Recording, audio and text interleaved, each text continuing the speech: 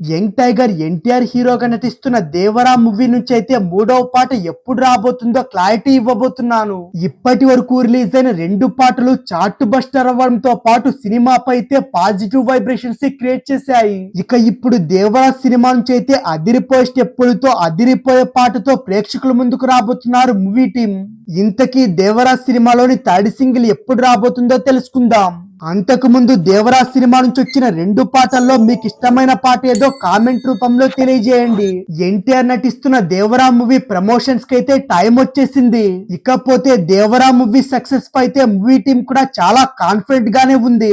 September 27న cinema release కాబోతున్న ఈ cinema pan India cinema కాబట్టి ఇప్పటికే ప్రమోషన్స్ కూడా స్టార్ట్ అయి ఉండాలి, లేదా ప్రమోషనల్ గా యూజ్ అయ్యే కంటెంట్ అయితే సినిమా నుంచి వచ్చి ఉండాలి. కానీ ఇప్పటి వరకు వచ్చిన ప్రమోషనల్ కంటెంట్ అయితే పెద్దగా ఆకట్టుకోలేదు. అందుకే ఇకపై మరింత జాగ్రత్తగా ఉండాలనుకుంటుంది దేవరా మూవీ టీం. అయితే ఇప్పుడు ఇందుకు సంబంధించిన విధంగానే మూవీ టీం అయితే వినాయక చవితి సందర్భంగా మూవీ ప్రమోషన్స్ కూడా స్టార్ట్ చేయబోతున్నారు. ఇకపోతే దేవరా సినిమాకు సంబంధించిన థర్డ్ సింగిల్ అయితే ఎప్పుడు రాబోతుందో చిన్న హింట్ కూడా ఇచ్చారు. వినాయక చవితి సందర్భంగా దేవరా మూవీ నుంచి అయితే థర్డ్ సింగిల్ అయితే రిలీజ్ చేయబోతున్నారు మూవీ మేకర్లు.